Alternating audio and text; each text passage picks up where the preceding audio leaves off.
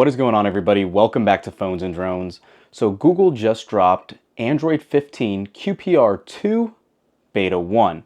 And we just finished installing it on our Pixel 9 Pro XL, have it running, and really surprisingly, for the first beta, there is not a ton of new items here, but there is one big one in the form of modes. What modes is, it is taking the place of Do Not Disturb and making it much more customizable like Pixels have been known for. So with this, having said it's a minor change but has a lot of big implications and actually more personalization options, this is going to be the bulk of this video. We'll talk about a couple of the other changes here, but that's kind of what you can expect from this one. Let's jump right into it. So jumping right into this build, let's go and take a look at this build number. And as you can see, this is running build BP11.241.025.006. It was only a few hundred megabyte update size, so nothing crazy by that nature at all, but just wanted to let you know. Beyond that, the very first thing that you will notice that's new is modes, like we talked about in that intro. Modes can be viewed in your settings option here, or simply from your quick toggles, as you can see if you have it set up right here. So modes is taking the place of Do Not Disturb to make it much more customizable like we talked about. And it comes with two right off the bat, as you can see, Do Not Disturb and Bedtime. But if you jump into settings, you now have a game dashboard that we'll touch on in a minute, or the ability to create your own mode. When you're in here, you're going to say custom and have an opportunity to pick any of these little emoji style icons to make it work. So let's go ahead and just say, let's use this little dunking guy icon, and we'll call it Phones and Drones. So once you select all of this, and I'm going to put the phone down, you're going to say done, and here is how you're going to be able to customize it. Let's go ahead and zoom in a little bit more on this. And what you're going to see is you can firstly set a schedule, and you can set it based on a day and time or calendar events. So if you go into day and time, you will be presented with a time schedule like you would traditionally see, with the start time, end time, and days of the week. So hypothetically, if you want this 9:30 to 5, Monday through Friday, it tells you it will run for 7.5 hours and be active on these days.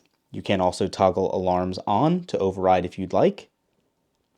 And then also, you can say for notification filters, allow all notifications, or as you just saw prior, you can select certain people, apps, or alarms and other interruptions specifically for what you need.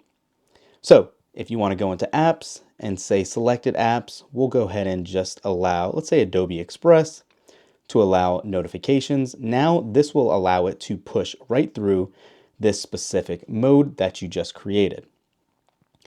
Also, like we said, there's now alarms and other interruptions where you can have all of these have any sounds if you so choose. And then also you have more settings for display settings. A lot of these were present in the prior beta. However, display options for filtered notifications is newer, and you can see you can now have it not turn on the screen or wake for notifications if you choose, and don't pop notifications on screen are all toggled on by default currently. Beyond that, if you do want to hide from pull down shade, you can see how it does trigger a change in these where it automatically turns them on and off and grays them out where you cannot edit those. I will turn that off and all these back off though as well.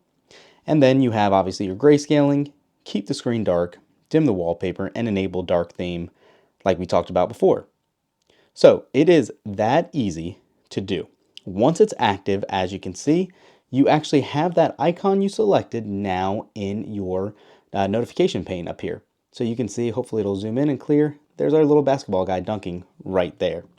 We'll turn it off and it disappears, but it is actually very neat and very customizable for what you can do with this new mode. And again, with modes, this is probably one of the biggest features in QPR2 Beta 1. So if that tells you anything about how limited this could be, keep that in mind as well. As we touched on earlier, you do have game dashboard here as well now. That says minimize interruptions by only allowing important people and apps to reach you. You have your app settings you can look into and have a couple of options here for that.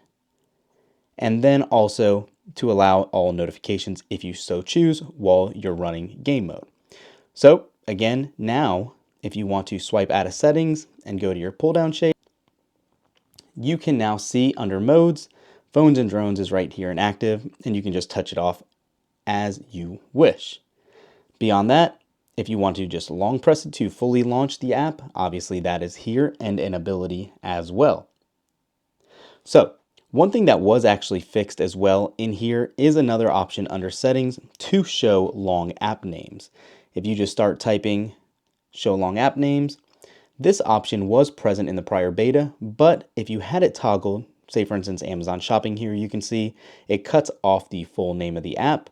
You now have the ability to turn this back on, and it actually works as you would anticipate. You can see the full name of the app listed right there as well. So also one last setting to check out is going to be under battery. And since the update, we haven't run through enough days to really show this off too well. But if you go into battery usage now as well, you will be able to see up to 7 days of usage viewing right here instead of what it was minimized to prior to this update. So again, nothing crazy, nothing big by design in this beta 2 or first beta for QPR2. Hopefully in beta 2, we will have some other updates to discover. There have been other fine-tuned tweaking here as well, especially when it relates to the color picker and all that. They are not duplicated anymore. They've been working much better than they were in beta 1. But aside from that, that's all we found so far. Let us know in the comment down below if you found anything or if you are still running QPR2 and liking it as it runs. It's been very smooth so far. We haven't had any issues, so that's it for this one. Thanks for watching. We'll catch you in the next one. Peace.